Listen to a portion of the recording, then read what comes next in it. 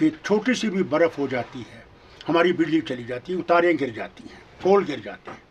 मैंने उस वक्त सजेशन दी थी और ये कहा था अपने इंजीनियर से कि हमें अंडरग्राउंड केबलिंग करनी चाहिए जो दुनिया में होती है। वहाँ कभी आप देखेंगे नहीं जहाँ पे इससे ज़्यादा बर्फ़ पड़ती है कि वहाँ बिजली बंद हो जाए, क्योंकि सारा अंडरग्राउंड है।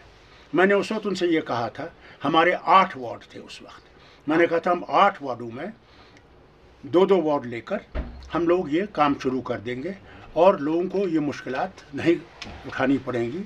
जबकि सर्दियाँ आ जाएंगी, बर्फ़ पड़ती है, इससे हम बच जाएंगे। मगर मैं आज भी गवर्नमेंट से यही अपील करूँगा कि इस तरफ तवज्जो दें कि अंडरग्राउंड केबलिंग शुरू कर दें, जिससे कि लोगों को इसमें राहत मिले। मगर हम तैयार रहने चाहिए, जिसमें ये मुसीबत ना उठानी पड़ी कि एक बेचारी औरत जो हमला थी उसको कंधों पे उठा के उन्होंने 7 किलोमीटर चला के अस्पताल पहुंचाया। अब बताइए कितने और होंगे।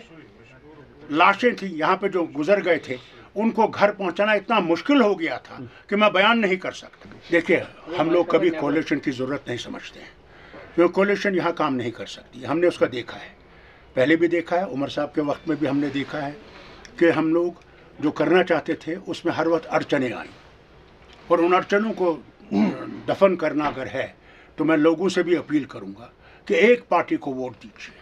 इसलिए बहुत ज़रूरी है कि सिंगल लार्जेस्ट पार्टी, सवाल है कि पूरी बहुमत से आए, पूरी शक्ति से आए और यहाँ के लोगों के मुश्किलात दूर करें, न सिर्फ यहाँ के बल्कि जम्मू के, लद्दाख के। अगर हमने वो तरमीमें लानी है आइन में जिसमें कि हमने तीनों खित्तों को अपना ऑटोनॉमी देनी है, तो वो ज़रूरी है कि उसके लिए एक मजबूत सरकार आए, मजबूत MLA तशरीफ़ लाएं जो इन बिलों को पास कर सके, जिससे कि हम लोगों के लिए राहत पैदा कर सकें। एयरलाइंस का मैंने ख़ुद भी पार्लियामेंट में भी मैंने मिनिस्टर साहब से गुजारिश की थी कि साहब आप ये हालत देखिए कि बम्बई तक का खर्चा 5,000 या 6,000 रुपये का है, जो 2 घंटे का सफ़र है, 2.5 घंटे का सफ़र मद्रास का है, उसकी 6,000 की टिकट है। यहाँ देखिए 25,000, 15,000, 17,000, 18,000 1 घंटे का सफ़र है। मैंने उनसे अपील की कि मेहरबानी करके ये क्या हम पे क्या जुल्म कर रहे हैं कि हमारे बच्चे, हमारे लोग बीमार को ले जाना पड़ता है, वो पहले ही गरीब है, उस पर इतना ये बोझ लगाया हुआ।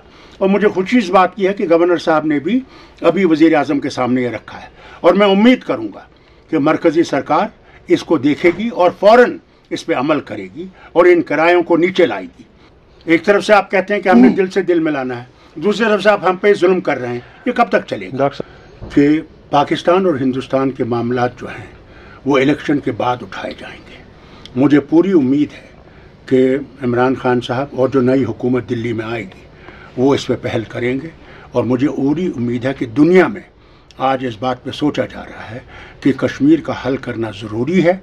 इससे हिंदुस्तान और पाकिस्तान की दोस्ती बढ़ जाएगी और जो एक मुसीबत खड़ी है हमारे सर के ऊपर वो दूर हो जाएगी। इसके साथ साथ अफ़गानिस्तान का मामला भी जो है उसको भी हल किया जा रहा है, और ये भी हमारे लिए एक अच्छी बात है कि मॉस्को में अभी उन्होंने कहा है कि हमारी बातचीत बहुत फैसला कुन हुई है, और मैं उम्मीद करूँगा कि अमेरिका अपनी फ़ौजें निकाल लेगा और लोग खुद अपने वतन को संभाल सकेंगे।